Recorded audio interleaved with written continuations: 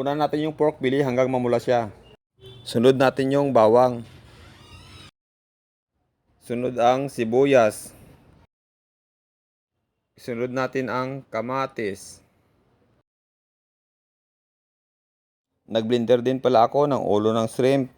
Ito yung ilagay natin para maging sabaw ng ating pinakbit. Kamote, panlaban sa kanser. Nakakatulong makaiwas sa sakit sa puso.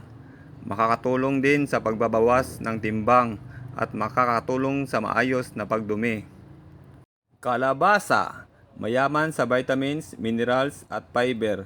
Mainam din ito sa source ng zinc at nagpapalakas ng immune system. Kinokontrol din ito ang blood pressure at mabuti ito sa kalusugan ng balat. Ampalaya, pinapaganda nito ang daloy ng dugo. Mabuti din ito sa may diabetes. Makakaiwas sa heart attack at stroke. Sitaw, pangpalinaw ng mata, pangpatibay ng buto at ngipin, at mayaman ito sa fiber at makakatulong din ito sa digestion. Talong, nagtataglay ito ng carbohydrate, potassium, calcium, vitamin B at vitamin C.